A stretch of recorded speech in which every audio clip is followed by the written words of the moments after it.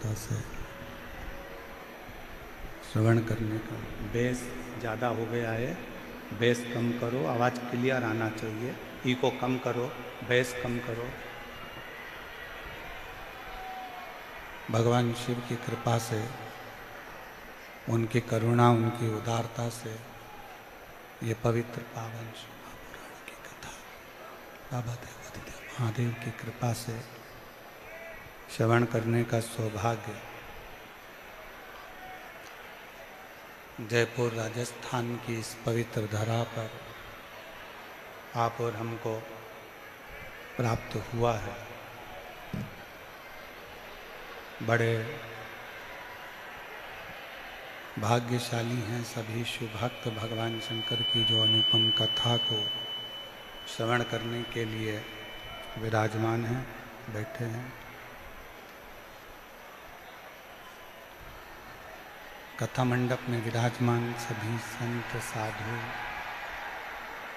गुरुजन, तपस्वी जन, साधक, उपासक जो इस पवित्र पावन कथा का रसपान करने के लिए, श्रवण करने के लिए विराजमान हैं और इस पवित्र पावन कथा को श्रवण करने के लिए बैठे हैं। कथा मंडप में ही विराजमान सभी श्रोता भाई बहन जो भगवान शिव की कथा को, आनंद को ग्रहण करने के लिए आए हैं। विद्याधन नगर स्टेडियम आयोजन समिति, कार्यक्रम संयोजक रंजन शर्मा, मारुति कास्टिंग, सहयोगी अंबर विलास, आलोक जी अग्रवाल, भेरू ग्रुप, श्री अनिल जी संत, मुख्य यजमान श्री बजरंग लाल अग्रवाल जी, श्री सुधीर जी अग्रवाल जी, अग्रवाल परिवार, जयपुर राजस्थान। एक बार सभी यजमान परिवार के लिए जोरदार ताली बजाकर स्वागत, वंदन, अभिनंदन।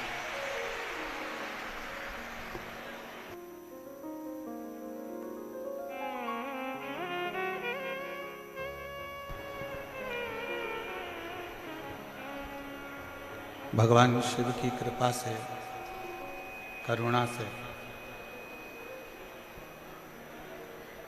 आप और हम सब ईसर गोरा शिव महापुराण की कथा श्रवण करने के लिए विराजमान है। और तेरी कृपा बिना नहीं एक भी अणु लेते श्वास की कृपा से तनो तनो क्या करूं मैं लाखों के ढेर का, कपड़ी बहुत में है खजाना कुबेर का। हे गंगाधार मोती द्वार ओंकार तू, बोले ओंकार तू, आयो शरण तिहारी शंभु तार तार तू। बखान क्या करूं मैं लाखों के ढेर का, चपटी बहुत में है खजाना कुबेर का। हे गंगाधार मोती द्वार ओंकार तू, भोले ओंकार तू, आयो शरण तिहारी शंभु तार तार तू। भगवान देवाधिदेव महादेव की कृपा से, उनकी करुणा, उनकी उदारता से ये पवित्र कथा आप और हमको श्रवण करने का सौभाग्य प्राप्त हुआ है। बैसाख का महीना है और इस बैसाख के महीने में पवित्र शिव महापुराण की कथा कहीं ना कहीं भगवान देवाधिदेव महादेव की कृपा से ही आप और हमको प्राप्त हुआ।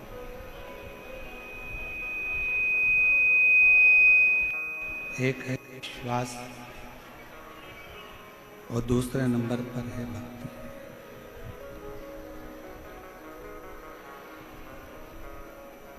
जब भक्ति और विश्वास का संगम होता है तब कहीं जाकर भगवान देवाधिदेव महादेव का दर्शन होता है। विश्वास किसको कहते हैं? भरोसा किसको कहते हैं? विश्वास किसको कहते हैं? दृढ़ता किसको कहते हैं? जैसे पति पत्नी जहाज में जा रहे हैं और जहाज पानी में डूबने वाला है,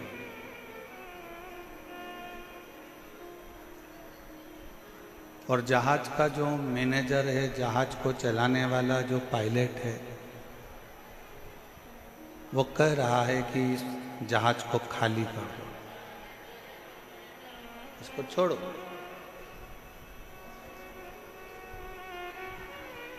पत्नी ने अपने पति से कहा, पत्नी ने अपने पति से जाकर निवेदन करा, पति से जाकर विनय करा कि देखो ये जहाज पानी में डूबने वाला है, और सब अपने अपने बच्चों को, अपने अपने परिवार को, अपने अपने पत्नी को बचा रहे। आपका भी फर्ज है कि आप हमको बचाइए।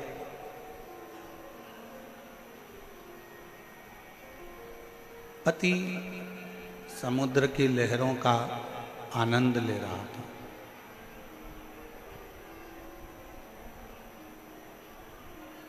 पत्नी फिर नीचे गई, फिर आई, फिर आकर बोली कि ये पूरा जहाज डूबने वाला है, बचाओ, नहीं तो मैं मर जाऊंगा। पति ने जेब में से बंदूक निकाली और बंदूक निकालकर पत्नी के सिर पर रखी और कहा, तू मरो मरो करती है, मैं तुझे अब भी मार देता हूं।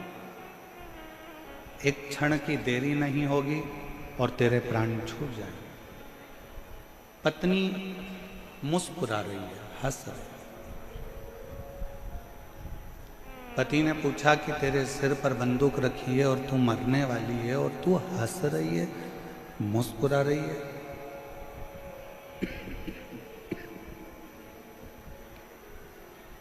क्यों? पत्नी ने कहा कि मैं जानती हूं कि तुम मेरे पति हो, और तुम मेरे पति हो तो तुम मुझे मार नहीं सकते। सिर पर बंदूक रखी है, खटका दबने वाला है, और पत्नी कहती है कि मैं जानती हूं कि तुम मुझे मार नहीं सकते। पति कहता है जितना भरोसा तुझे अपने पति पर है, पति कहता है उतना भरोसा मुझे मेरे विश्वनाथ पर है कि वो मुझे डूबने नहीं दे सकते। और शंभु शरणे घड़ी रे दुख घाटो दया करी दर्शन आपो। एक विश्वास के साथ, एक भरोसे के साथ, एक दृढ़ता के साथ जब हम भगवान का भजन करते हैं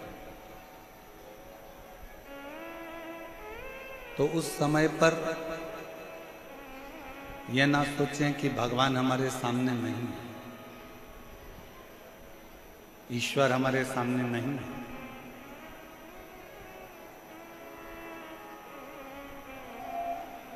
जब हम भगवान का भजन करें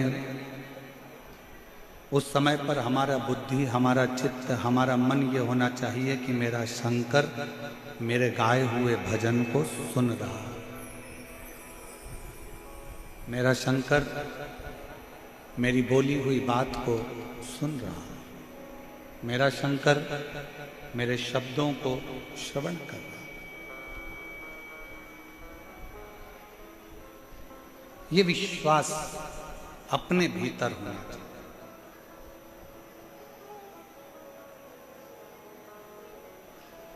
एक दीप लगाते हो ना मंदिर में, भगवान के मंदिर में जाते हो, शंकर जी के मंदिर में दीप लगाने के लिए जाते हो, पशुपतिनाथ का व्रत करते हो और मंदिर में दिया लगाने के लिए जाते हो। 5 दिए मंदिर में प्रज्वलित करते हो, 1 दिया घर के दरवाजे पर सीधे हाथ में प्रज्वलित करते हो, घर के द्वार के सीधे हाथ।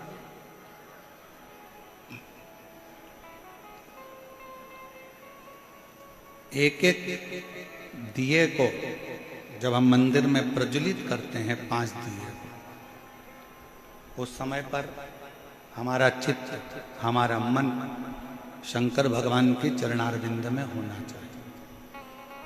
पड़ोसन क्या कर रही है, रिश्तेदार क्या कर रहे हैं, नातेदार क्या कर रहे हैं, कुटुंबी क्या कर रहे हैं, कोई मंदिर में आकर क्या कर रहा है, उससे हमको मतलब नहीं होना चाहिए। कथा सुनने के लिए आए हो, कहाँ बैठे हो, किस जगह पर बैठे हो, नहीं मिली जगह बाहर बैठे हो, ये मत सोचो कि मुझे कथा पंडाल के अंदर ही जाना। मुझे तो मेरे बाबा की वाणी, मेरे बाबा का शब्द मेरे कानों में पड़ गया और मैंने अपने जीवन में उतार लिया और मुझे मेरा बाबा मिल गया। इससे बढ़कर कुछ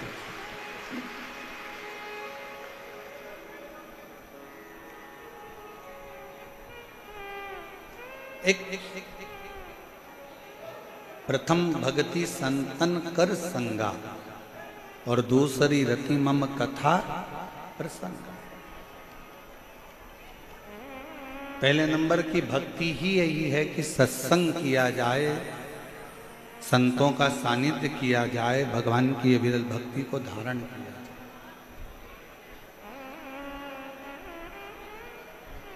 और हम तो जयपुर का इस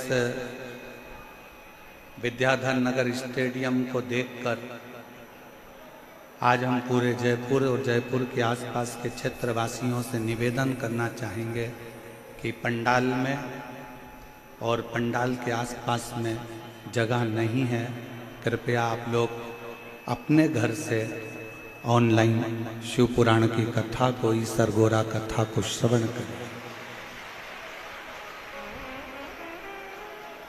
प्रशासन बहुत अच्छी तरह से कार्यक्रम को संभाल रहा है, ऐसा नहीं है कि प्रशासन नहीं संभाल रहा। समिति बहुत अच्छी तरह से संभाल रही है। और आप सब जानते हैं कि 10 लोगों के मेहमान की व्यवस्था करी जाए और 150 आ जाए तो थोड़ी सी व्यवस्था गड़बड़ा जाती है। इसलिए जितने लोग बाहर से आने वाले हैं और जितने लोग जयपुर के हैं, हम उनसे कहेंगे अपने अपने घर में मोबाइल चालू कर लो, लाइव आस्था चैनल चालू कर लो, आसन लगाओ। जैसे आप इस विद्याधर नगर स्टेडियम में कथा सुनते हो, वैसे ही अपने घर पर बैठकर बाबा की कथा का रस तत्व ग्रहण करो, जिससे तुम्हें उस कथा का आनंद अपने आप प्राप्त।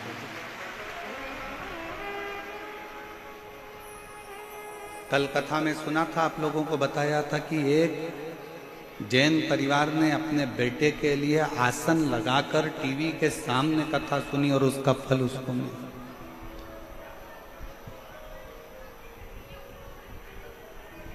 स्टेडियम की भी एक कैपेसिटी होती है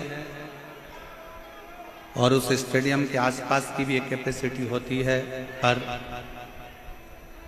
शायद जयपुर में ये सोचा ही नहीं गया होगा कि इतना भीड़, इतनी पब्लिक क्या शिव महापुराण की कथा के इतने स्नेही, इतने प्रेम करने वाले शंकर के बसते हैं, जो भगवान शंकर की कथा में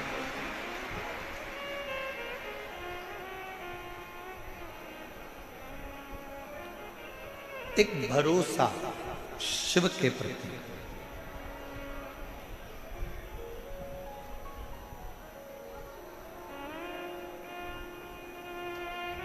भगवान के पास में सारे अस्त्र हैं,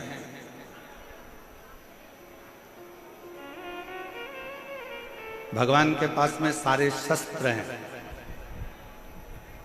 ऐसा कोई अस्त्र और शस्त्र नहीं है जो मेरे भगवान के पास में नहीं।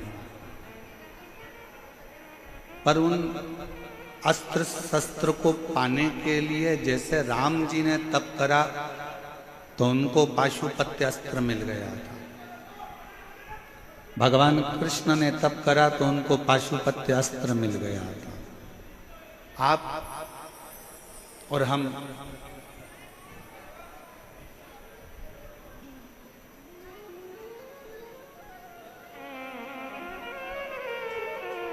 नहीं, एक दिन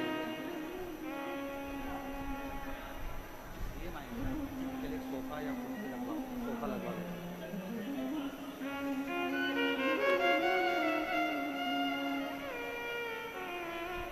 अस्त्र और शस्त्र भगवान के पास में है।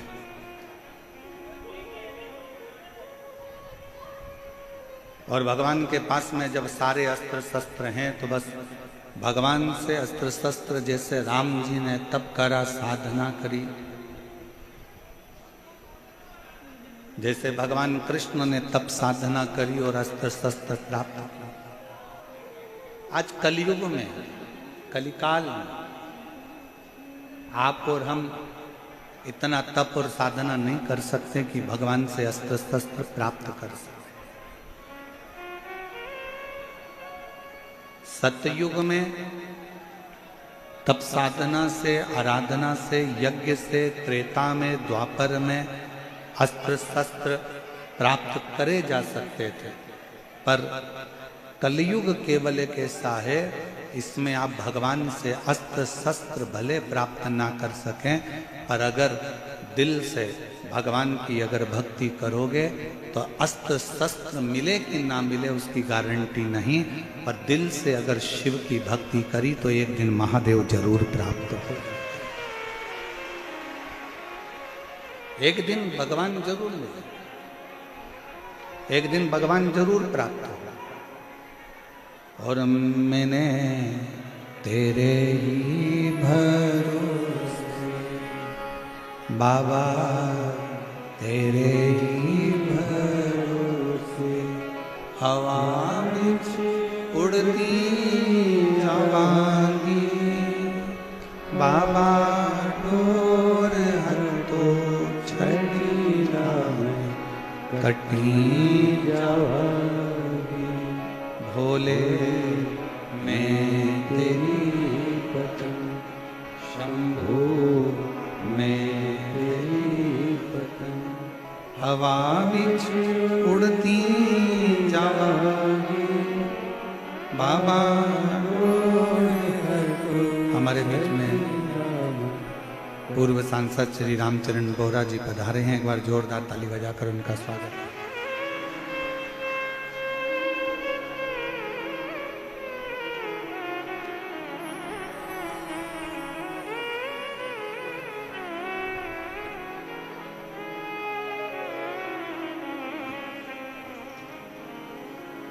एक विश्वास,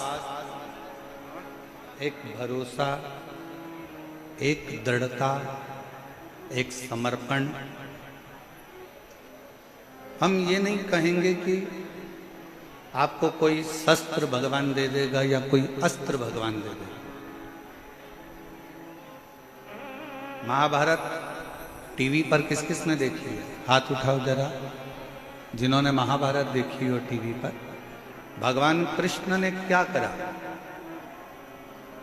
भगवान कृष्ण ने अपनी जितनी सेना थी वो कौरव को भी दे दी और पांडव को भी दे दी। पांडव को तो कुछ मिला नहीं था, केवल कृष्ण ही मिले थे। जितनी सेना थी सारी की सारी सेना कौरवों को दे दी,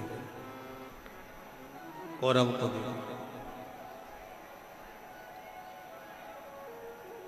और पूरी सेना जब कौरवों को प्राप्त हो गई, अस्त्र शस्त्र सारे के सारे दे दिए गए, भगवान कृष्ण अपने पास में कुछ नहीं रखे और भगवान कृष्ण रथ पर चढ़ गए और कह दिया कि मैं युद्ध नहीं लड़ूंगा, मैं केवल तुम्हारा रथ हाँकूंगा, केवल रथ, केवल इस रथ को मैं चलाऊं, इसके सिवाय मैं कोई काम नहीं करने वाला, इसके सिवाय मैं कोई युद्ध नहीं लड़ने वाला।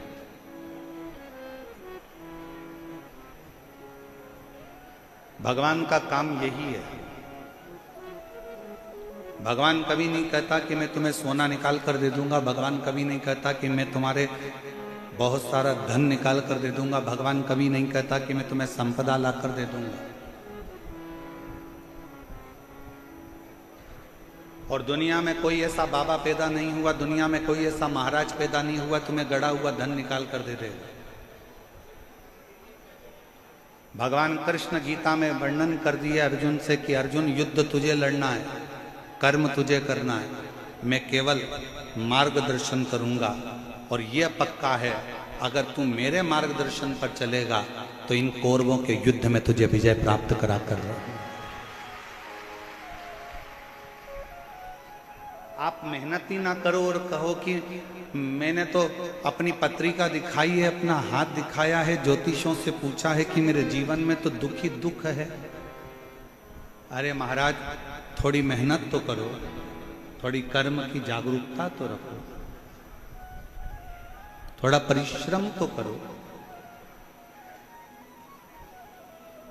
और जब आपकी मेहनत, आपका परिश्रम जब आप करेंगे, आपका कर्म आप करेंगे तो उसका फल मिलेगा।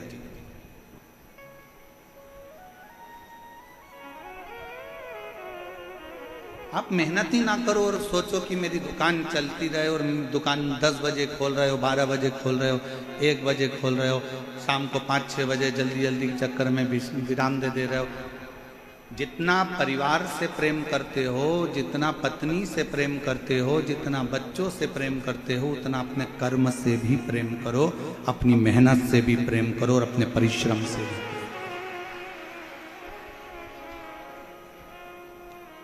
भगवान विष्णु, भगवान नारायण का दर्शन आप करेंगे, भगवान ब्रह्मा जी का दर्शन आप करेंगे, भगवान राम जी का दर्शन आप करेंगे, भगवान कृष्ण का दर्शन आप करेंगे, भगवान शंकर का आप दर्शन करेंगे।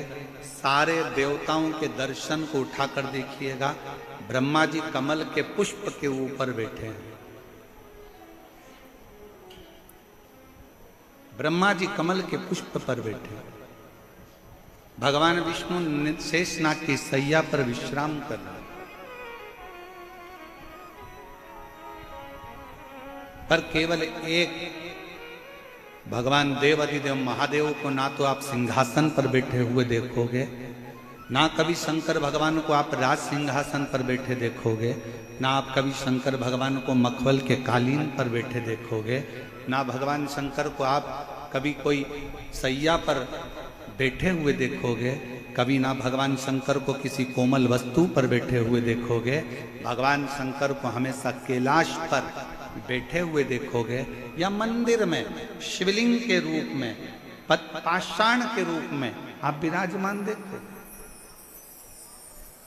वहां ना कोई सैया है, वहां ना कोई कमल का पुष्प है, ना वहां कोई कोमल वस्तु है। शंकर भगवान पर्वत पर, कैलाश पर बैठे हुए हैं, और वहां ना कोई कोमलता है, ना कोई कम्मल है, ना कोई गदी है, ना कोई तकिया है, ना कोई मखमल है। मेरा शंकर भगवान उस पाषाण पर, उस पत्थर पर, उस कैलाश पर्वत के एक टुकड़े पर बैठे हुए। क्यों? भगवान शंकर की कथा कहती है कि भगवान शंकर ये दिखाना चाहते हैं कि कर्म के प्रति जागरूक रहना। ये दुनिया बड़ी कठोर है और इस कठोर दुनिया में आपको केवल आगे बढ़ते जाना है। यहाँ विश्राम का समय नहीं है, यहाँ कर्म की लगनता में आगे।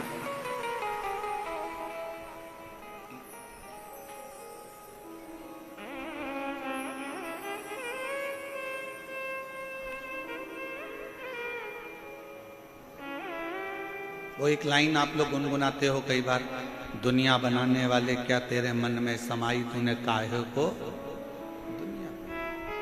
किस लिए? आपका और हमारा जन्म क्यों हुआ? आप और हम क्यों पैदा हुए? आप और हमारे जन्म का कारण क्या? आप और हमारे जन्म का केवल एक कारण है कि पूर्व में जो हमने कर्म करा है उसका भोग भोगना, उसका भोग भोगना।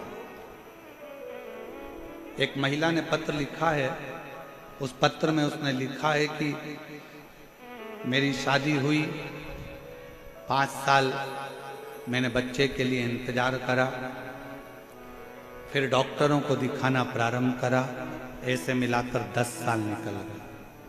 कितने वर्ष निकल गए? जम के बोलो जरा। 10 साल। 10 साल निकलने के बाद फिर आस छोड़ दिल्ली गई दिखाने के लिए, जयपुर गई दिखाने के लिए, बेंगलोर भी में गई, मुंबई भी में गई, टेस्ट बेबी भी करवाया। 15 साल ऐसे निकाल। कितने साल निकल गए? 15। फिर आस छोड़ दी, चलते चलते 20 साल निकल गए। 20 साल निकलते निकलते घर के लोग ताना देते कि तू तो बांझ है, तुझे औलाद नहीं हो सकती, तेरी औलाद नहीं पैदा कर सकती, तू बांझ है। 25 साल निकल गए, ताने सुनते सुनते सुनते सुनते अपशब्द सुनते। 28 साल निकल गए, 29 साल निकल गए, 30 साल निकल गए। विचार करती रही अब किससे कहे। जब 28 साल शादी के निकल गए, तब उसने 28वें वर्ष में टीवी को चलाते चलाते उसने कहीं रिमोट से ढूंढती चलती शिव पुराण की कथा मिल गई और उसने दिल लगाकर सुनी और विचार करा कि अगली कथा कब आएगी। टीवी के सामने उस अगली कथा का इंतजार करती रही और अगली कथा टीवी के सामने अपने पति को साथ बिठाकर सुनती रही। शिव मंदिर जाती रही, शंकर के मंदिर में जाकर झाड़ू पोछा करने लगी कि अब मुझे 28 साल निकल चुके हैं, औलाद नहीं हो रही है और अब आप मुझे संभालो।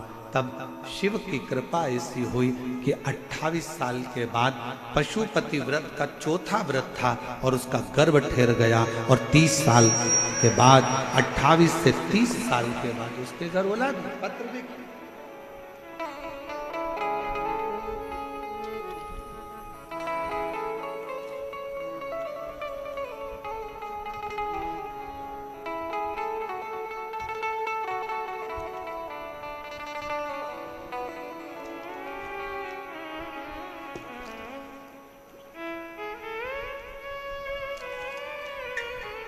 मेरा नाम अलका गुप्ता है, पति का नाम दयाराम गुप्ता है।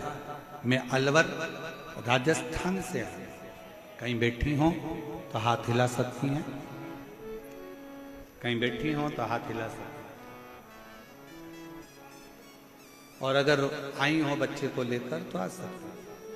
मेरे बाबा, मैं क्या वर्णन करूं शिव महापुराण की कथा का। जब सारे रास्ते बंद हो गए, 28 साल निकल गए, तब कौन आस करेगा कि औलाद भी हो सकती है। पर मेरे बाबा की कृपा से पहली बार मैंने टीवी को बदलते बदलते आपकी कथा को सुन लिया। कथा सुनकर मंदिर जाना प्रारंभ कर दिया, झाड़ू लगाती, पोछा लगाती।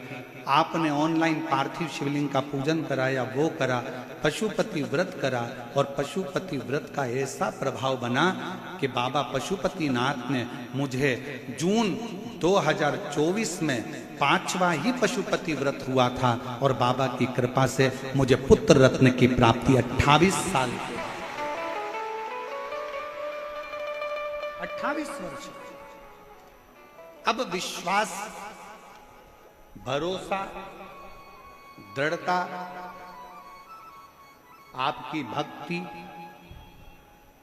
दो चीजें मूल है कि विश्वास और एक भक्ति, दो।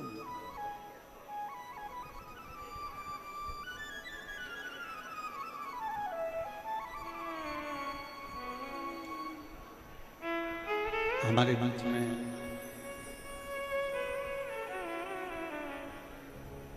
माननीय विधायक महोदय जी भी और साथ में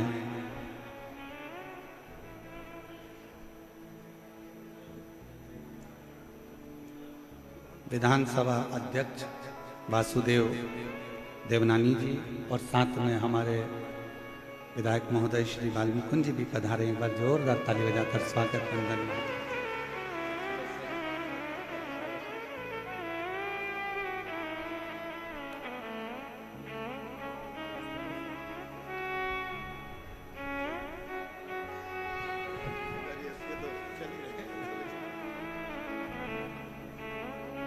एक बार जोरदार ताली बजाएं।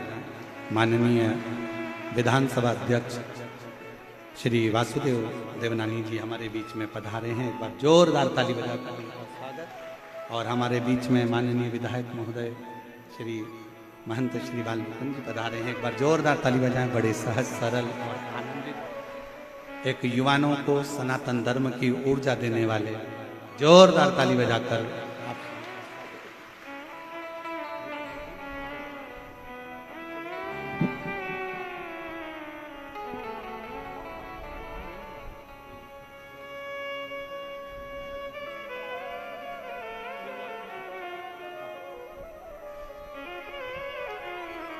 और शंभो शरणे पड़ी मांगो घड़ी घड़ी दुख काटो दया करी दर्शन आपो। शंभो शरणे पड़ी मांगो दुख काटो दया करी दर्शन आपो। शिव कथा कर रहे, एक विश्वास और एक भक्ति, दो। कितनी भी भक्ति कर लो, अगर विश्वास नहीं है ना तो उस भक्ति का कोई फल नहीं। दुनिया की चाहे कितनी भी भक्ति करो, माला पकड़ कर बैठ जाओ, भजन करने बैठ जाओ, तुम्हारा मन करे वो करो, मंदिर चले जाओ, देवालय चले जाओ, शिवालय चले जाओ, तुम दुनिया की सारी भक्ति कर लो, पर जब तक तुम्हारे दिल में भगवान के प्रति विश्वास नहीं होगा तब तक भक्ति का कोई फल नहीं होगा। पहले नंबर पर है विश्वास। सबसे पहले नंबर पर है आपका विश्वास, आपका भरोसा, आपका विश्वास। अब कितना विश्वास आप परमात्मा पर करते हो ये आपके ऊपर निर्भर करता है।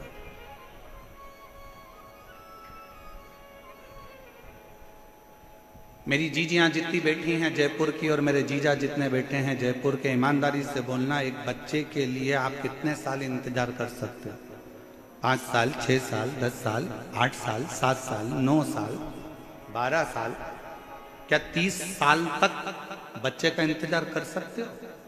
बोलो री जीजियों, सही बताना ईमानदारी से। क्या 30 साल तक आप अपने बच्चों का इंतजार कि मेरी बहू के घर, मेरी लड़की के घर में बच्चा 5 साल, 10 साल, 8 साल, देवरानी क्या नहीं हुआ, ननन क्या नहीं हुआ, इतने साल नहीं हुआ, उतने साल, तो कितने साल इंतजार करते? 30 साल में कोई आस भी नहीं लगा सकता और भरोसा भी नहीं कर सकता कि औलाद होगी। 30 वर्ष और 30 वर्ष बाद अगर भगवान, इसलिए फिर निवेदन करेंगे, जब शिव के मंदिर में एक लोटा जल चढ़ाने के लिए जाओ, 2 चीजें जरूर मांगना। बाबा, किसी स्त्री की गोद कभी खाली मत रखना और किसी पुरुष की जेब कभी खाली मत रखना।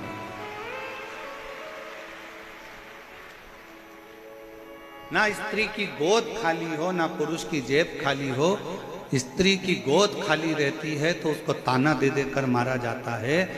घर में लड़की का जन्म हो जाता है तो लोग ताना दे देते हैं। अभी तो पढ़ा लिखा जमाना है तो लोग ताना दे देते हैं कि लड़की हैं, 2 लड़की हैं, 3 लड़की हैं, लड़का नहीं है, ये नहीं है। इतना ताना सुना जाता है, इतना ताना सुना जाता है जिसका वर्णन नहीं। और देखा जाए, लड़का भाग्य से होता है और लड़की सौभाग्य से होती है। भाग्य का 100 गुना करो तब बेटी। भाग्य को 100 गुना कर दिया जाए तब बेटी का जन्म होता है। और बेटी का जन्म जब होए ना, सबसे ज्यादा खुशियां मनाना जी, बहुत खुशी। कितनी सुंदर शिव महापुराण की कथा कर रही है, जरा ध्यान करना। भगवान शंकर के घर में गणेश जी महाराज भी थे, भगवान शंकर के घर में षडानंद कार्तिकेय भी थे। पर जब भगवान शंकर अपनी लड़की का जब कन्यादान कर रहे थे, अभी आप लोग 11 मई से 17 मई तक गुमला झारखंड से शिव महापुराण की कथा जो 2 बजे से 5 बजे तक सुनोगे ना, उसमें आप कथा में सुनोगे शंकर भगवान ने अपनी 6 लड़कियों की जब शादी करी, जया, विषहरा, शामरीबारी, दौतली, देव, अशोक सुंदरी, भगवान शंकर ने जब अपनी 6 बेटियों की शादी करी तो कन्यादान में क्या दिया? शंकर भगवान ने जब अपनी बेटियों की शादी करी, कन्यादान। एक साधारण पिता अपनी बेटी के विवाह में क्या दे सकता?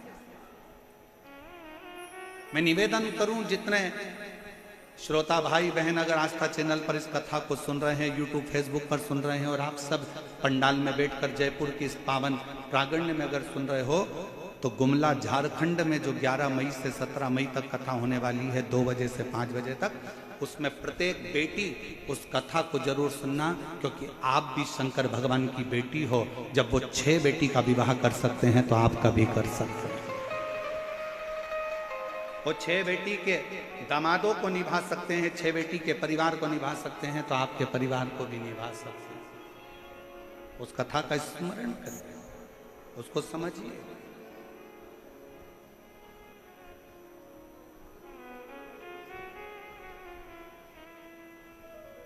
बेटा भाग्य से है और बेटी भाग्य को भी 100 गुना कर लो तो सौभाग्य से। और कितना कितना कहे शिव महापुराण की कथा।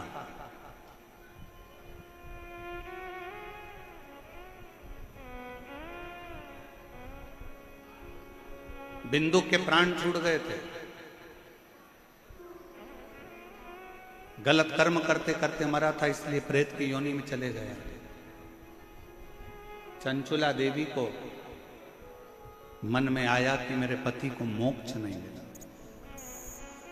मोक्ष नहीं। कैसे मालूम पड़ेगा कि आपके जीव को मोक्ष नहीं मिला? ब्राह्मणों ने कहा कि पिंडदान करो तो पिंडदान करा, ब्राह्मणों ने कहा तर्पण करो तो तर्पण किया, ब्राह्मणों ने कहा कि तिलांजलि करो तो तिलांजलि करी। इसके बाद में भी पितृदोष रह गया, उसके बाद में भी वो प्रेत की योनि में पड़ गया, तो क्या करे?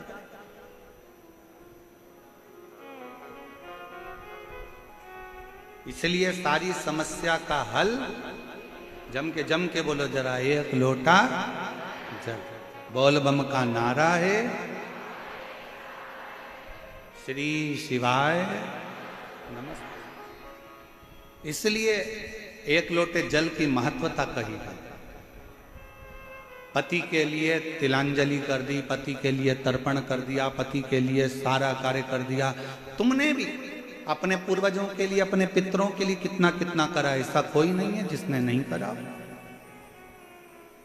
कोई ने ब्राह्मण का भोजन कराया, कोई ने कुछ कराया, कोई ने कुछ कराया। उसके बाद भी अपनी पत्रिका लेकर जाओ, हाथ दिखाने जाओ तो भी लोग कह देंगे पितृ दोष है, इसलिए तकलीफ भोग रहे हो। फिर भी लोग कह देंगे कि पितृ दोष है इसलिए कष्ट भोग रहे। पर ना भाई, शिव महापुराण की कथा कहती है, एक बात अपने अंदर उतार कर रखना, अगर जीते जी अपने माँ बाप की, जीते जी अपने माता पिता की सुन लोगे, जीते जी अपने माँ बाप की जो पसंद का भोजन है वो बनाकर खिला दोगे, जीते जी उनका आदर कर लोगे, सम्मान कर लोगे, जीते जी उनका आदर सम्मान में लगे रहोगे, तो फिर मरने के बाद तुम्हें पूड़ी भजिया पकोड़ा खीर खिलाने की जरूरत नहीं पड़ेगी, वो जीते जी ही कर। आप और हम आज के समय में माँ बाप का सम्मान जीते जी नहीं कर पाते, माता पिता का आदर नहीं कर पाते, सत्कार नहीं कर पाते, और उसी का भोग बाद में भोगना पड़ता है कि हम लोग दुखी हो जाते हैं। वो कितना सुंदर गीत किसी ने गाया है, कभी प्यासे को पानी पिलाया नहीं, बाद अमृत पिलाने से, जम के बोलो जरा, अमृत पिलाने से, कभी गिरते हुए को उठाया नहीं, बाद आंसू बहाने से क्या करूं। मैं मंदिर गई, पूजा आरती की, कभी माँ बाप की सेवा करी ही नहीं, फिर पूजा रचाने से कौन सा लाभ।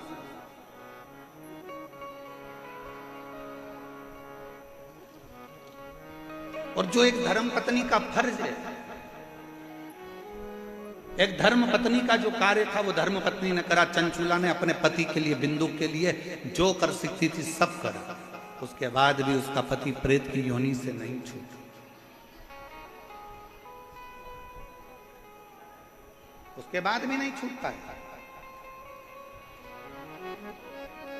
सिंहासन पर बैठो, कुर्सी पर बैठो, पद पर बैठो, प्रतिष्ठा पर बैठो, मना नहीं है, पर उसके साथ तुम एक मानव भी हो, तुम्हारे अंदर एक मनुष्यता है।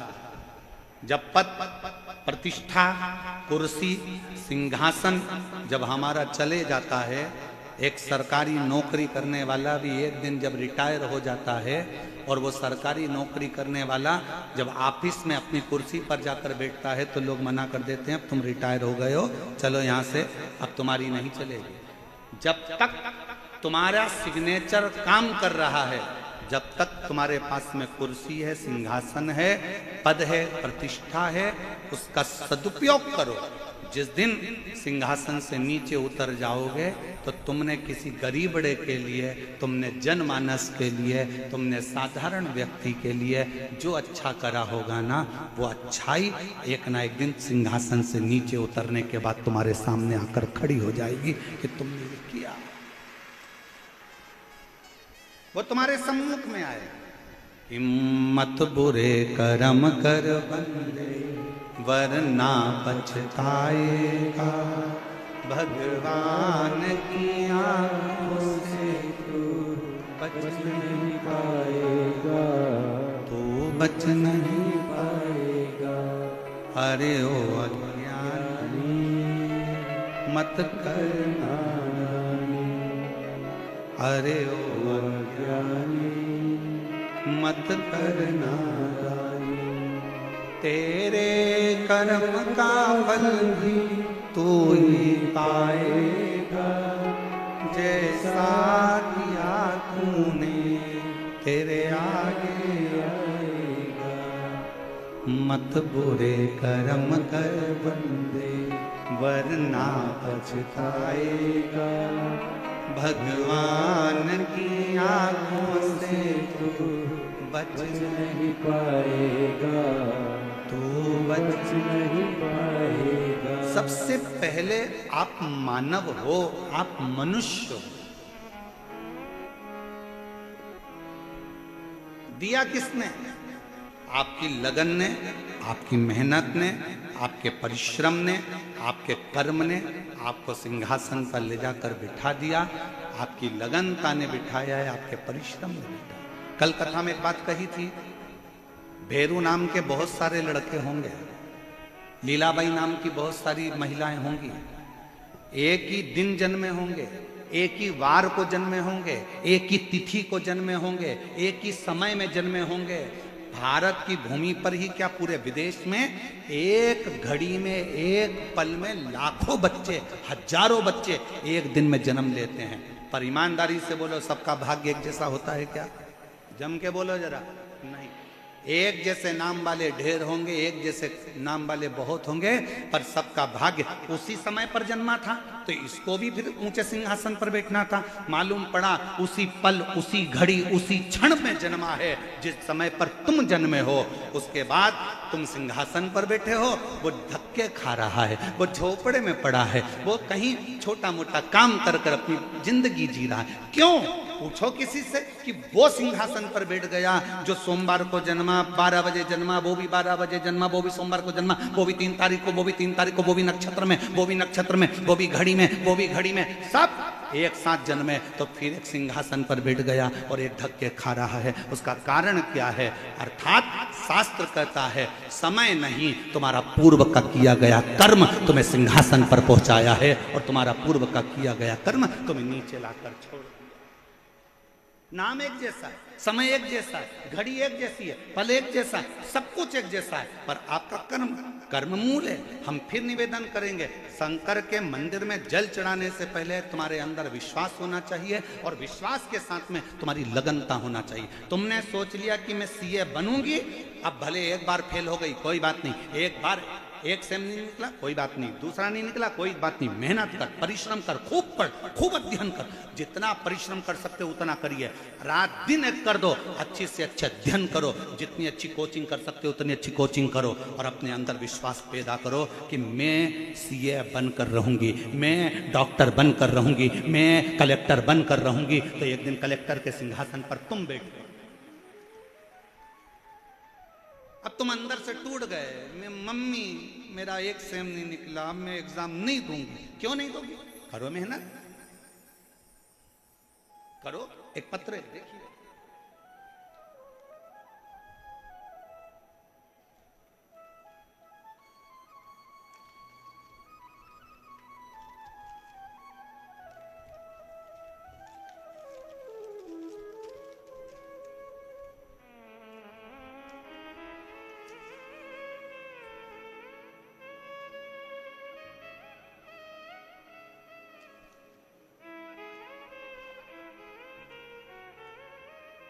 मेरा नाम हेमवती, पत्नी श्री शेर सिंह, राजस्थान भरतपुर से हूँ।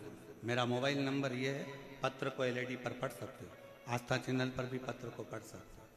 मेरा नाम ये है, मेरा मोबाइल नंबर ये है। एक लोटे जल का मैं क्या वर्णन करूं गुरुदेव, पूरे विश्वास के साथ कहती हूँ, पंडाल में बैठकर कथा सुनने का क्या फल है?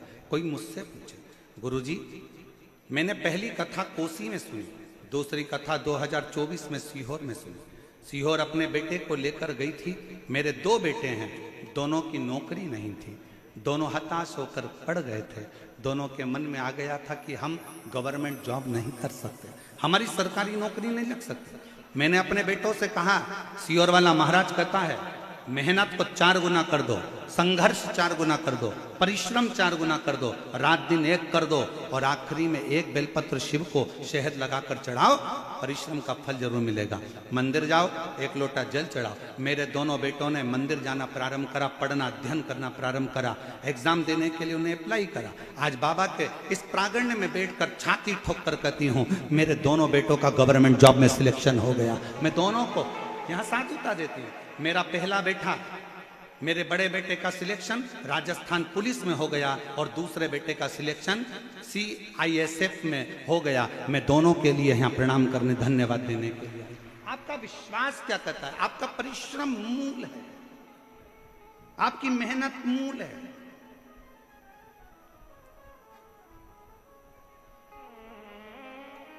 मंदिर में दीप जलाओ ना जलाओ कोई बात नहीं है, पर किसी का दिल ना दुखाइए।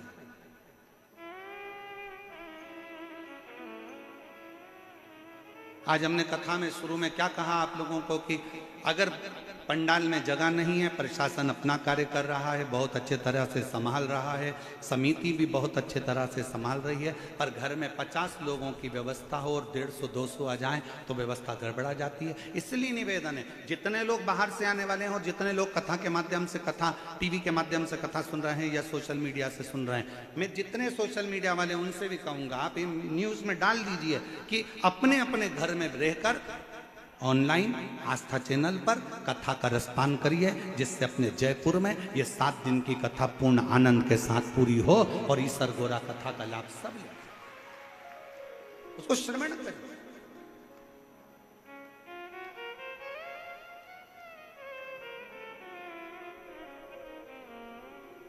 शायद किसी को नहीं मालूम था कि इस पिंक सिटी की शिव महापुराण की कथा वास्तव में पिंक सिटी जैसी हो जाएगी। किसको मालूम कि इतना जन समुदाय, इतना अपार समुद्र शिव भक्तों का पहुंच जाएगा। लिए बेग ताने ताने, शायद ये नजारा आपको कहीं देखने को नहीं मिला होगा जो शिव महापुराण की कथा में देखने को मिला। अपने अपने घर से श्रवण करो, ऑनलाइन श्रवण करो, आस्था चैनल पर श्रवण करो, नई जगह उसको सुन। विश्वास, भरोसा, आपकी दृढ़ता और आपके कर्म की लगनता आपको फलीभूत करेगी। कितना भी किसी को हाथ दिखा लेना, उसका नाम काल अधिपति है। समय उसने बनाया है, नक्षत्र उसने बनाया है, घड़ी उसने बनाई है, पल उसने बनाया है, उसका नाम काल अधिपति महाकाल है। महाकाल का मतलब क्या? जिसने काल बनाया। अब फिर निवेदन जो हमने पहले कथा में कहा था, आज फिर कह रहे हैं, तुम्हारी घड़ी खराब हो गई, कपड़े वाले की दुकान पे जाके सुधर जाएगी क्या? अरे जम के तो बोलो, उधर से आवाज आना चाहिए, सुधर जाएगी? नहीं। घड़ी खराब हो गई, बर्तन वाले की दुकान पर ले जाओ, सुधर जाएगी? इधर वाले बोलो जम के जरा, नहीं सुधरेगी। घड़ी को कहां ले जाना पड़ेगा? घड़ी वाले की दुकान पर। और घड़ी वाला है कौन? घड़ी वाला एक ही है जिसने पल, घड़ी, नक्षत्र, समय बनाया, उसका नाम काल अधिपति महाकाल है। शंकर के शरण में जाना चालू कर दो, घड़ी सुधर, समय सुधरेगा, समय सवरेगा। आप शिव के पास जाओ तो सही, आप शंकर के पास एक लोटा हाथ लेकर गए, मेरा भाग्य देखकर बता दो, इस हाथ में एक लोटा जल पकड़ाओ, अपने घर से निकलकर शंकर के मंदिर तक जाओ। जितने कदम चलकर तुम शंकर के मंदिर तक जाओगे, जितने कदम चलकर तुम शिव के दरवाजे तक पहुंचोगे, उतने अश्वमेध यज्ञ अपनी जिंदगी में कर लोगे, उतने पाप अपने जीवन के समाप्त कर लोगे और भगवान के करीब में जाओ। तो पहले आप पहुंचे ही नहीं उसके पास में और मन में सोचे कोई महाराज ऐसा मिल जाए, मुझे नीचे से ऐसी बबूती फेंक दो और हंडा निकाल कर देते। अरे महाराज ऐसा जमाने में कहीं का मिल जाए तो सीओर वाले महाराज को भी बता देना, हम भी वहीं पहुंच जाएंगे। फिर यहाँ काहे को मेहनत करने आएंगे? परिश्रम करिए, कर्म करिए, लगनता रखिए, मेहनत करिए। दुनिया में किसी की सामर्थ्यता नहीं है कि आपके भाग्य को कोई पलट दे, उसकी सामर्थ्यता केवल आपके पास में है। आप अपने भाग्य को पलट सकते हो, पलट सकते हो। वो शिव है, वो काल अधिपति शंकर है। अपने भक्तों का दुख वो देख नहीं सकता है, दुख नहीं देख सकता है। इसीलिए तो उसने कथा के पहले दिन पानी गिरा दिया, ठंडा कर दिया, दूसरे दिन भी छाया बना कर रखा, तीसरे दिन भी छाया बना कर रखा। वो शंकर है, मेरे शिव भक्त रोडों पर बैठे हैं, उसके लिए छाया मुझे करना। कौन करेगा? वो शंकर, वो त्रिकालदर्शी, वो कैलाशी, वो अविनाशी, वो त्रिपुंडधारी, वो त्रिशूलधारी, त्रिनेत्रधारी है। उसके आगे सब शून्य है, वही एक मूल है, वही है।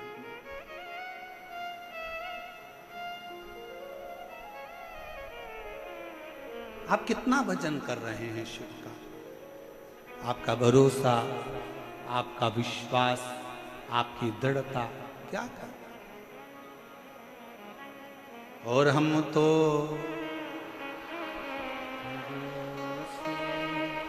चलते हैं, हम तो बाबा के भरोसे चलते हैं। हे जयपुर की जीजियों, मेरे जयपुर के जीजाओं, मेरी बेटियों, बेटाओं, मेरी माताओं, मेरे भाई, मेरे पिता तुल्य बुजुर्ग, सब बोलो, हम तो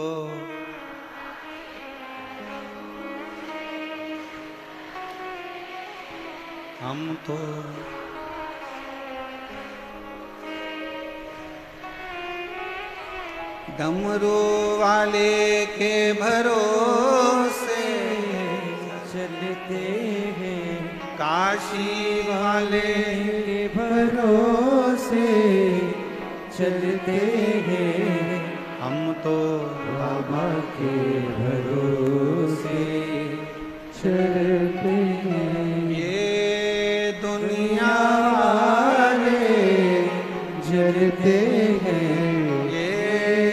दुनिया वाले जलते हैं, काशी वाले के भरोसे चलते हैं। हम उसके शरणागति में पड़ जाए। चंचुला देवी का चित्त, चंचुला देवी ने सारा अनुष्ठान कर दिया पर पति को प्रेत योनि से मुक्त ना कर पाई, मुक्त ना कर पाई।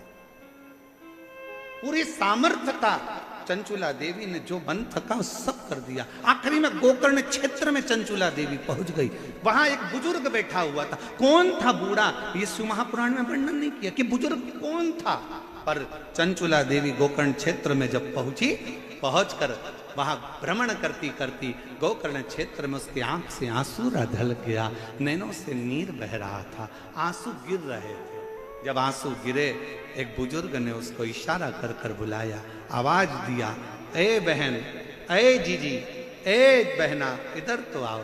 बुजुर्ग के पास चंचुला देवी पहुंची, हाथ जोड़ निवेदन करा, बाबा जी आपने मुझे बुलाया, बेटी तुम भूखी लगती हो, कुछ भोजन करोगी?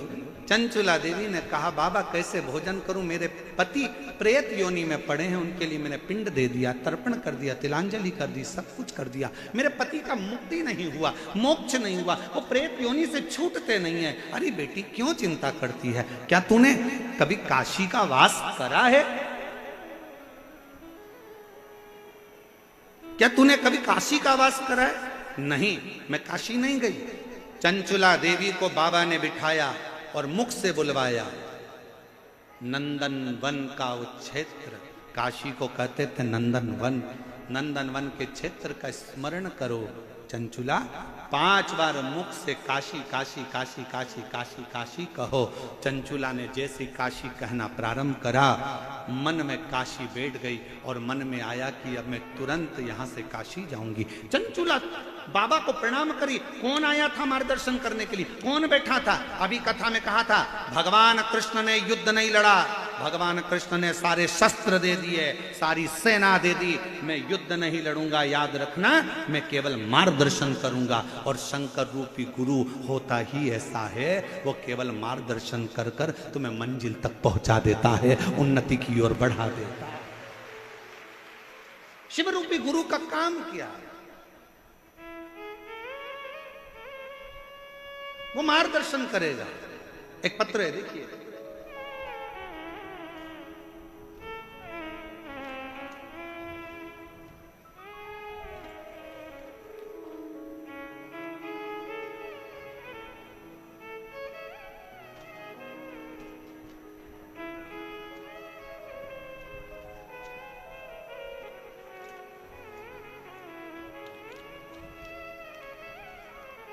लीला ददीच, पति का नाम पूनम चंद ददीच। कहीं बैठे हों तो हाथ हिला सकते हैं। मोबाइल नंबर मेरा ये है, जालरा तालाब, भाटीपुरा, मकराना, कुचामन, डीडवाना से आई हूँ, डीडवाना से यहाँ पहुँची। और इसी कथा के पंडाल में एक कोई शिव भक्त, जिसके बहुत दिनों से कोई काम था, नहीं हुआ था, वो भी अजमेर से पैदल चलकर 150 किलोमीटर दूर से यहाँ पहुँचा है। हम उसका पत्र तो इन पत्रों में कहीं फंसा हुआ है, पर वो यहाँ कहीं भी बैठा है, हम उसको बुलाएंगे कथा के विराम पर जरूर। गुरुजी, मेरे पास कोई शब्द नहीं है, मेरा बेटा 13 साल का है, 2022 में उसके गले में गठान हो गई, जिसका नाम शुभम ददीच है। उस गठान के इलाज के लिए हम बहुत सारे डॉक्टरों के पास गए, लेकिन हम सब जाते थे, वह डॉक्टर उसको देखकर ऑपरेशन का बोलते थे। फिर मेरी बहन ने बताया कि सीहोर वाला महाराज टीवी पर कथा करता है, आस्था चैनल पर शिव पुराण आती है, आसन लगाकर अगर सुनी जाए और शिव जी पर 1 लोटा जल चढ़ाने का बोलता है, वही जल का आचमन करने का बोलता है। पहले कथा सुनो, बेटे को कथा सुनाई। डॉक्टर ने कह दिया इसका ऑपरेशन करना जरूरी है, गठान निकलेगी, वो जांच के लिए जाएगी दिल्ली या मुंबई, मालूम पड़ेगा कि इसमें क्या है। और डॉक्टर ने शंका बता दी थी कि इसको कौन सी बीमारी हो सकती है। हम लोग घबरा गए, 13 साल का बेटा है, कैसे क्या करें। तब हमने पहली बार अपनी बहन के कहने पर शिव जी पर जल चढ़ाना प्रारंभ करा। आपकी कथा आस्था चैनल पर आती है, मेरे बच्चे को सुनाना प्रारंभ करिए। बेटे ने खेलना बंद कर दिया, 13 साल का लड़का खेलने नहीं जाता, आसन लगाकर कथा सुनता। मम्मी, खाना निगलने में बहुत दर्द होता था बच्चे को, पानी निकल नहीं पाता था बेटा, गले में अड़ जाता था, रोता था, चिल्लाता था।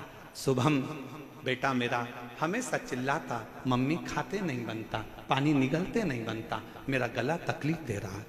ऑपरेशन की तारीख नजदीक में आए, बाबा का भरोसा कर कर शिव जी के मंदिर में बेटे को ले जाती, जल चढ़ाती, बेटे से कहती झाड़ू लगा, पोछा लगा। जल चढ़ा हुआ, नंदी के पास बैठकर पी। मेरे बच्चे शुभम ने नंदी के पास बैठकर जल पीना प्रारंभ करा, चढ़ी हुई बेलपत्र को खाना प्रारंभ करा। पहले तो उसके मुंह में छाले आ गए, फिर दूसरी बार में उसको दर्द होने लगा, जलन होने लगी, और तीसरी बार में एक दिन चिल्लाकर कहा माँ बहुत दर्द हो रहा है। जानकर फिर जल वापिस पिया, और फिर धीरे धीरे जब दर्द समाप्त हुआ, डॉक्टर को दिखाने जयपुर आए। डॉक्टर ने कह दिया इसको ऑपरेशन की जरूरत नहीं है, इसके गले में जो गठान थी वो पूरी गल चुकी है, इसके गले में जो गांठ थी वो पूरी गल चुकी है, अब इसको ऑपरेशन की जरूरत नहीं है। शिव तत्व किसको कहते हैं? आपका विश्वास मूल है, सर्वप्रथम है आपका भरोसा। आज यहां किसके भरोसे पर आए? सीहोर वाले महाराज के भरोसे पर, समिति के भरोसे पर, किसी दूसरे के भरोसे पर नहीं।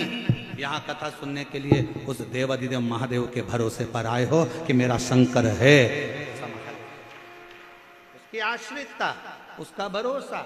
और दुनिया पर भरोसा करोगे तो एक दिन टूटने वाला है।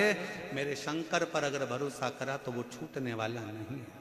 किसी व्यक्ति पर भरोसा नहीं करना। सीहोर वाले महाराज पर तो बिल्कुल भी भरोसा मत करना, रत्ती भर भी मत करो। अब तो उस पे करो जिस पे सीहोर वाला महाराज भी भरोसा करता है, तो भरोसा टूटने वाला नहीं।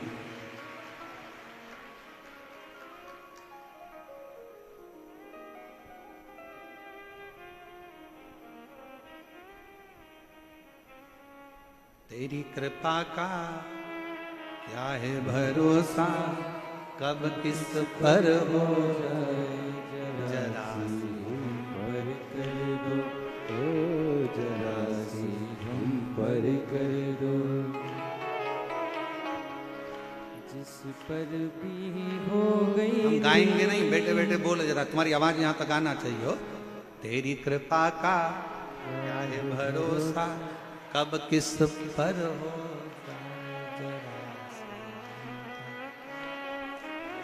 जरा सी हम पर कर दो। जिस पर भी हो गई तेरी करुणा कृपा वो भव पार हुआ, भव पार हुआ। पापी हो चाहे जितना उसका भी बाबा उद्धार हुआ, उद्धार हुआ। गिद्ध अजामिल गणिका गिद्ध अजामिल गणिका, अब है हमारी बारी थोड़ी सी हम पर कर दो, जरा सी हम पर कर दो। तेरी कृपा का क्या है भरोसा, कब किस पर हो जाए जरा सी हम पर कर दो। बस थोड़ी सी, ज्यादा नहीं। कृपा की ना होती जो आदत तुम्हारी, तो सुनी ही रहती अदालत तुम्हारी। गरीबों के दिल में जगह तुम ना पाते तो किस दिल में होती इबादत। उसके आश्रित। आज एक बात कहना चाहेंगे, जयपुर की इस धरा पर जब कथा लेने के लिए सीहोर में ये समिति आई थी ना, तो उन्होंने कहा था कि गुरुजी, हमारे यहाँ का एक कल्चर है कि सभी लोगों के लिए सोफे लगाना पड़ते हैं। हमने कहा कितने भी लगा लो, एक दिन पूरे हटाना पड़ते हैं, ये निश्चित है। ये कोई दूसरी कथा नहीं। मेरे शंकर भगवान को वीआईपी कल्चर पसंद ही नहीं। सब देवताओं की शादी में देवता गए थे, शंकर की शादी में रुद्रगण और डाकनी पिशाचिनी चुड़ैल और भूत गए। भयंकर। लोगों को समझ में ही नहीं आता, यहां से रोको दूसरी जगह से घुस जाते हैं। भूतों को पता थोड़ी ना होता है कि कहां से जाना है। उसको तो एंट्री गेट भी नहीं मालूम और एग्जिट भी नहीं मालूम। उसका तो बस मन है, हम तो बाबा के भरोसे। उसको ज्ञात ही नहीं है कि कहां से, चलो उधर से जाना, उधर गए तो क्या उधर से जाना, उधर गए तो क्या उधर से जाना, उधर गए तो क्या उधर से जाना। अब उसने सोच लिया किधर से जाना, अब हमको मालूम है, अब हमको मालूम है किधर से। आधे से ज्यादा तो पूरे जयपुर वाले सोच रहे होंगे ये आए कहां से। इनको देख देख कर आधा टेंशन है कि आए कहां से आए।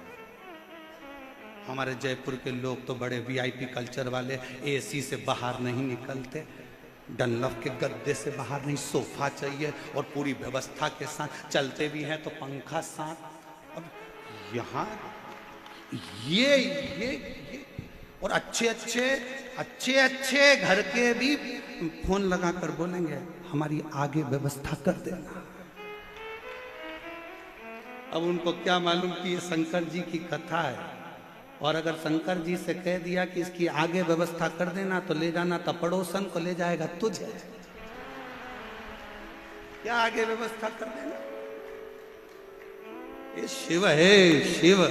अकाल मृत्यु वो मरे जो काम करे चंडाल का, काल उसका क्या बिगाड़े जो भक्त हो मां काल का। जो शंकर का है, जो पूरी जयपुर नगरी मेरे शिव की है।